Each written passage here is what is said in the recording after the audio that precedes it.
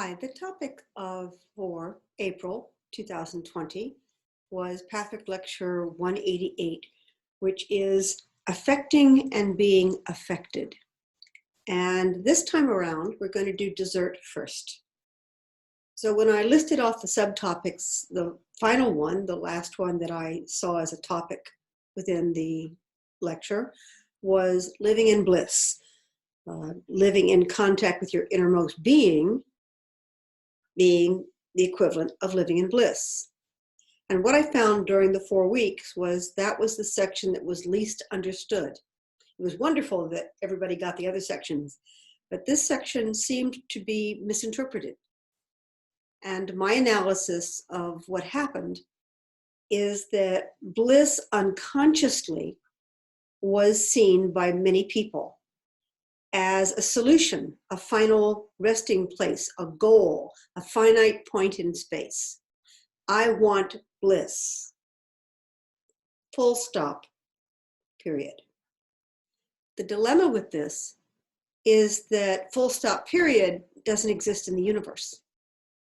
It doesn't exist in human nature. It doesn't exist in human physiology unless you're dead.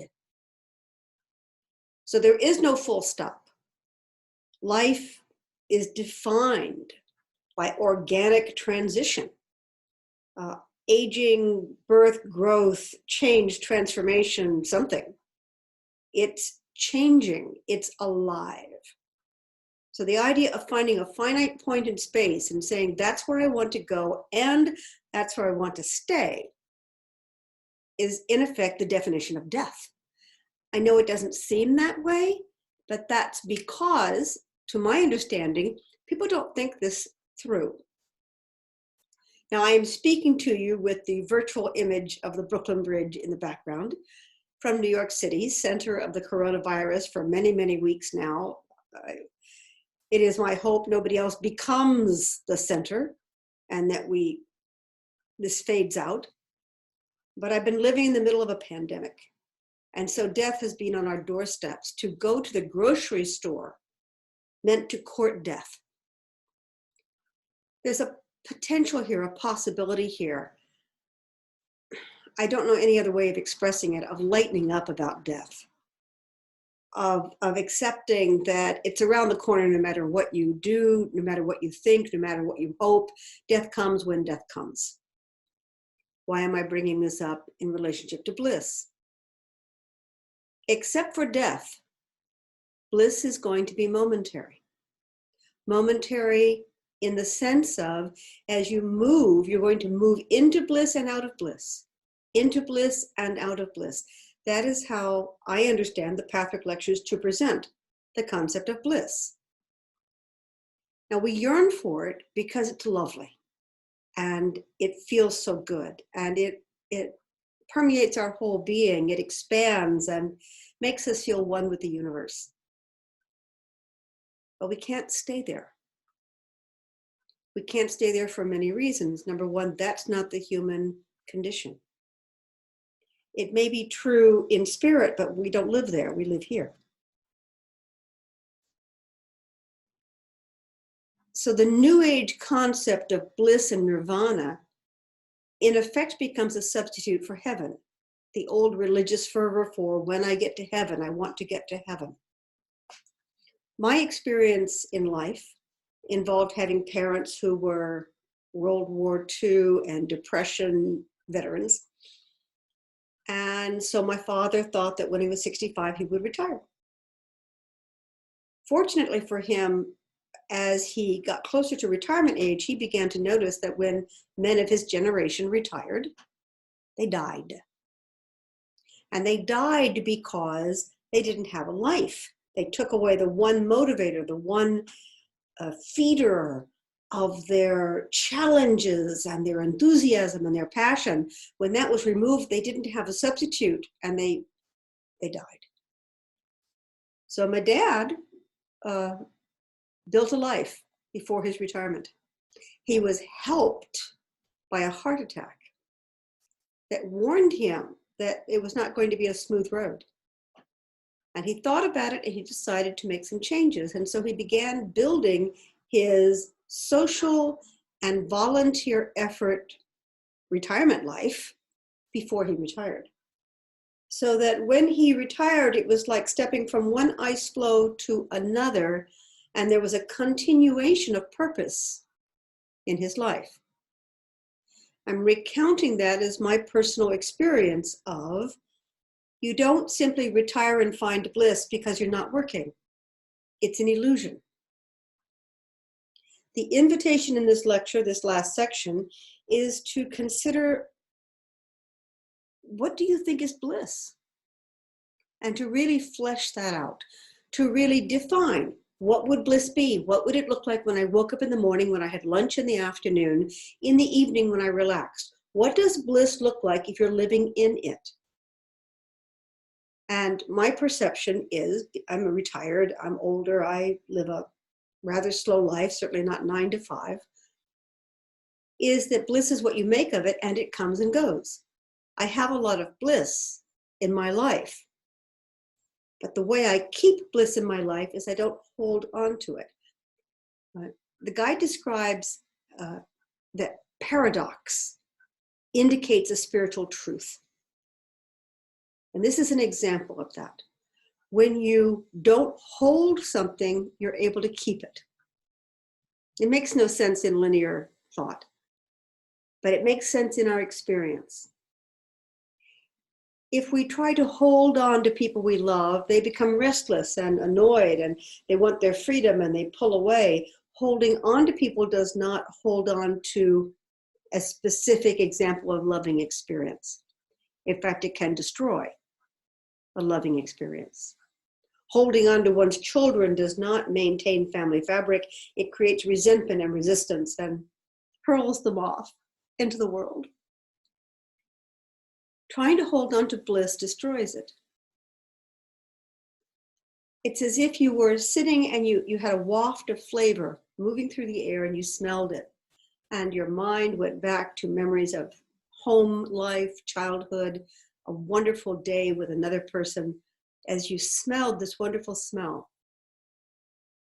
But if that smell remained, you would naturally become immune to it. Your cells would get tired of reporting that information. It wouldn't be new information. It would be old information and not worth focusing on. The cells that are reporting that particular smell get tired. They get worn out. And that's why physiologically we can't hold any one given moment in time. The cells can't hold it. They need to move on. In our mind, we can fantasize about holding on to bliss. What I'm inviting you to do is to examine what that means. Once again, what does it look like to live in bliss 24/7? What do you do with your time? How do you interact with the world? And it becomes very obvious that as you interact with the world and others, you can't hold on to a particular moment. You need to be in the now with that person. If you try to project bliss onto the situation, you're projecting a concept onto the situation. It's similar to the virtual background behind me. It's cute, I like it, it's fun. And it's not real. I don't believe it's real. It's certainly not moving, the clouds aren't moving, it's a picture. And after a while, you don't pay attention to the picture. It's novel at first, and then you ignore it because you've got the information and you're ready to move on. And that's why you can't hold bliss. The human being is an organic creature that moves in time and space, and we cannot fixate and get stuck on one given moment, no matter how pleasurable it is. So the idea is to find ways to not recreate bliss. That's a forcing current approach. The idea is not to recreate or grab bliss, but to be open to it, to breathe into, isn't this fun in the moment? Wow, that was a good time. I think I'll go over here because I think I will enjoy some moments of it without a demand that the entire hour and a half experience be totally blissful. to accept that in a movie, in a play, in a conversation with someone, in an hour and a half, just as a marker point, you may experience a few moments of bliss. It is not possible to only go to that moment. You can't just play that 5-second, 10-second segment and get the bliss, because the bliss came from presenting yourself to the other person, listening and interacting, feeling imagination, passion, interest, and all of a sudden having elements come together. Same thing with a book, with a film. It's a reality that an entire novel can be summarized in one moment for one person that holds the whole story for them, while another person may find the whole story in another moment, which is, by the way, a different story, a different theme, a different outlook, The importance here is that what a piece of genius, what a artistry it is to be able to offer a work to people, and each one finds their moment of wow in that presentation. Same goes for these kinds of presentations that I do. I don't know what their meaning is. I don't know what their purpose is. I'm invited to do them by others who say they are useful for them. I trust that. I'm willing to be here. I'm willing to present. I'm willing to talk about the different subjects. Different people are going to get different things out of it. Some will get nothing.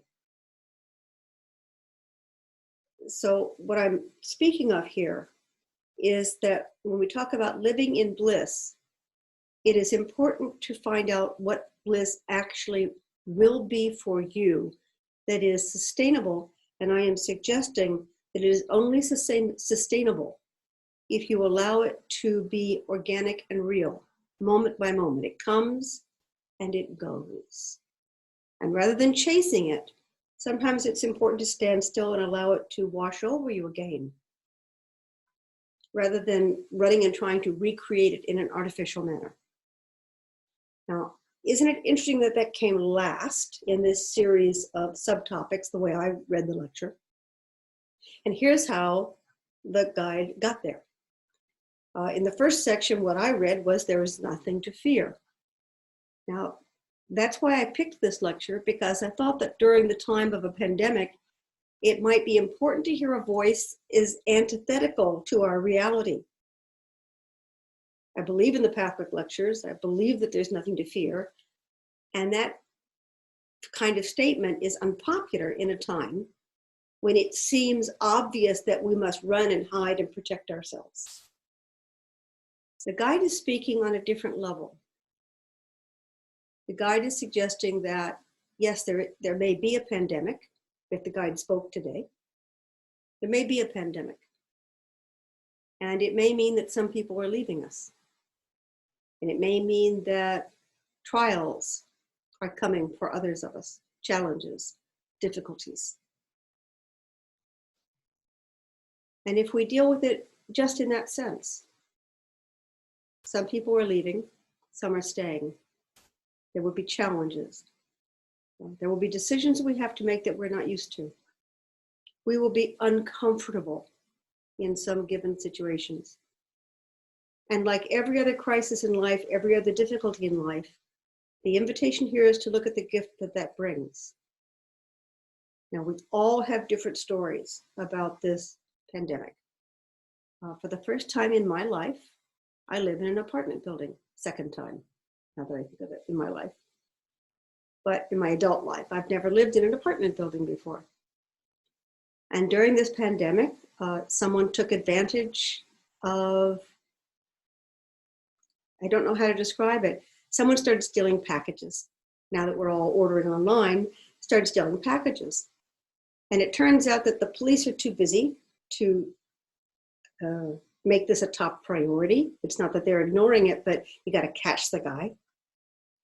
And they take the packages and throw them away, or throw the cartons away and walk off with the silliest of items that we think we need: carpet cleaner, face masks, vitamin pills, medications that can't necessarily be used by other people. This tiny act of law breaking has disrupted the entire 67-unit apartment building. We're all upset because there was a sense that we could normalize a little bit and get the items that we thought we needed. We could order them and receive them in a very common and straightforward manner. And now this one person who is breaking the social contract is having us all rethink how we're going to get through this, how we're going to get medications, how we're going to get small household items, and having to extend ourselves even further.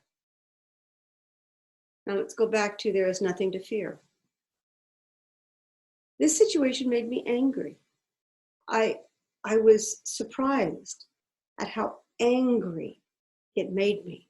This was not fair. It was not right. It was a violation of our rights. He has no right to violate my rights. There is nothing to fear is about being willing to sit with what happened. I got angry. I harbored very negative thoughts about this person. I was frightened. I was angry and frightened because I couldn't do what I wanted to do. Some invisible being that we couldn't catch was interfering with my life in a way that I had no control over it. I don't think of myself as an angry person or a vengeful person, but those emotions were right there and they came zooming up. This is part of what crisis does for us. It exposes who we are. Those of you who are quarantined with family members are finding that you're having to work out some difficulties in your family relationships. It is unpleasant. It is painful. It is tiresome. But it does need to be done. And as we do it, we will not do it perfectly. I did not deal with my anger and feelings of vengeance perfectly. I had to work through them. But to work through them, I had to see them. Now I'm going to marry there's nothing to fear with bliss. To achieve bliss, you may need to work through emotions that you didn't realize you had, feelings you were not aware of, reactions that you would not have assumed until a given situation came along. There is nothing to fear it's almost a mantra for believing that life has a purpose. But its purpose is not necessarily what we imagine. The purpose is not to have a clean and stress-free and not make many mistakes and achieve goals. That's a human egotistical view of happiness. The spiritual view of happiness is to find out where we are undeveloped and immature, where we've hidden our feelings, where we have not looked at ourselves honestly, to have those rise to the surface, to deal with them, and then allow some of them gradually to dissipate.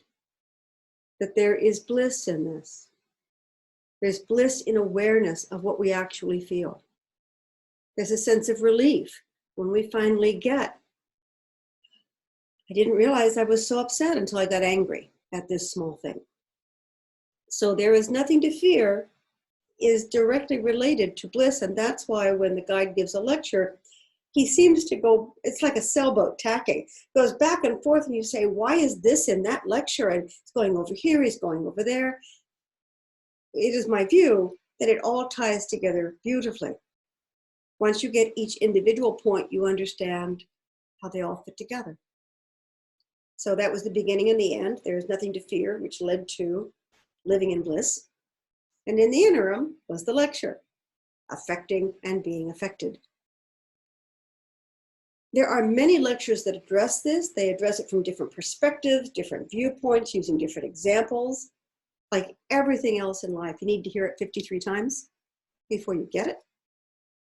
Some people get it on the 35th, some people get it on the 3rd, some people get it on the 53rd, some people are waiting for the 55th. So affecting and being affected is about the reality that what I am doing right now may look like what would be on a transcription. So if I make a transcription of this talk, and you see all the words, even with proper punctuation and cleaning up some of the oral mistakes that people make that don't look good in writing, even if you saw the transcription, that's not really what's happening. I don't honestly know what's happening, which is why I don't fully understand the value of these summaries. But I do understand that there is value in people communicating what they care about to others. And this lecture talks about this energy system. If I speak to you about love, but I harbor hate, your intellect may hear the words of love. But the deeper part of you, your heart, your intuitive sense, will know something's wrong. There's a disconnect. There's a dissonance between the words that you're hearing and the energy behind them. What the guide is saying is that this is what happens in interactions. That when we speak to other people and we speak with a conflicted set of feelings, they receive, we think we're giving them a rose, they perceive getting a bouquet. And the second part of this is that just because I offer you a rose doesn't mean you see a rose. Just because I offer you a bouquet and I have a certain understanding of that bouquet. When you receive it, you may only see the one flower or the fern, or I don't know what you're going to see. So affecting and being affected is about understanding that you are affected by energies in me that I may not even be aware of. And that's why people who are ignorant can be effective if their energies are congruent. If they are really loving, they can mumble and you'll still get the love. But no matter how eloquent you are, if you've got a conflicting message between your words and your energy, people are allowed to choose which they listen to, which they receive, which they prioritize. So in affecting and being affected, the invitation is to take responsibility for the entire communication that we're doing. So that if I speak of peace and love, but I am also full of fear, I have to take responsibility if the conversation turns to more fearful things. I've contributed to that. The trick is I may not be aware that I've contributed to that. And that's where we point and blame. You're not listening to me. I wasn't talking about that. Come back to my subject. Come back to what I wanted to talk about.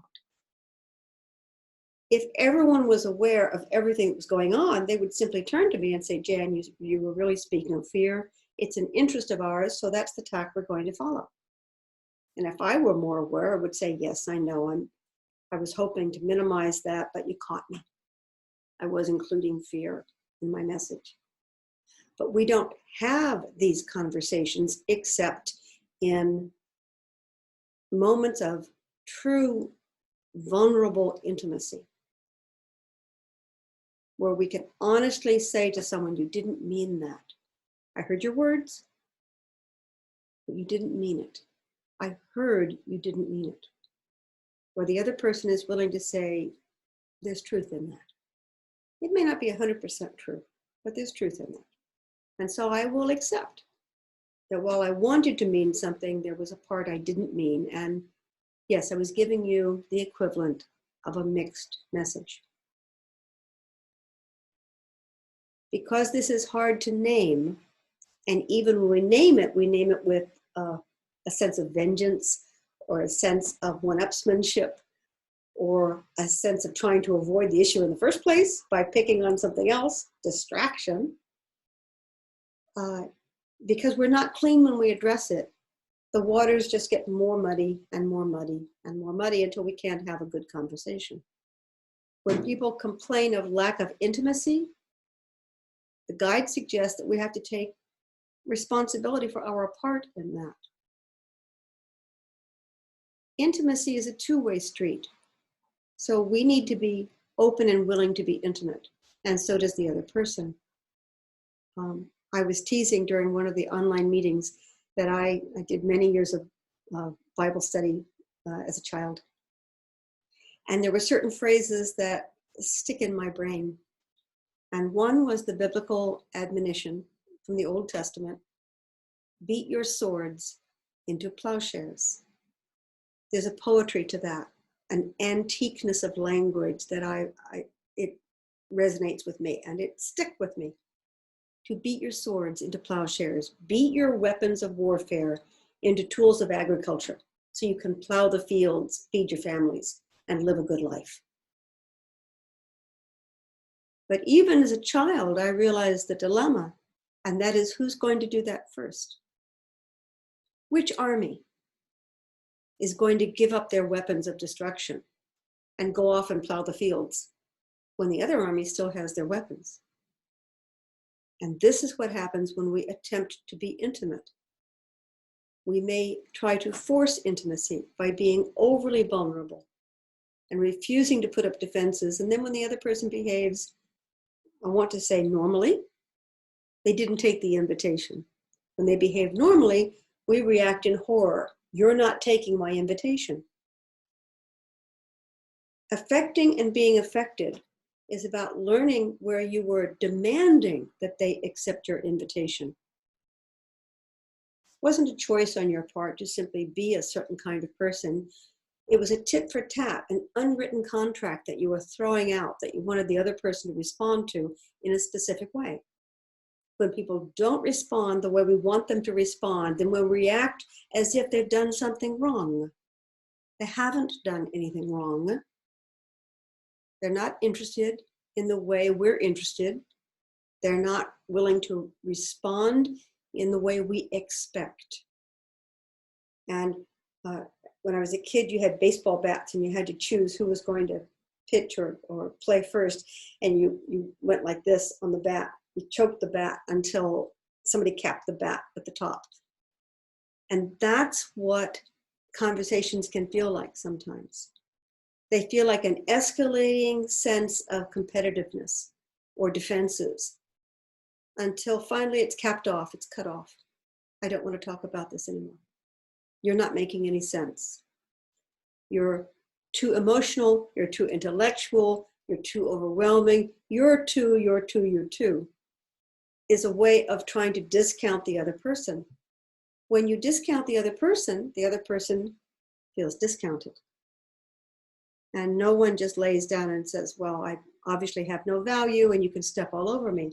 So there's an energetic back and forth that continues and clashes and creates more and more uncomfortable feelings, hurt feelings, negativity, becomes more defensive.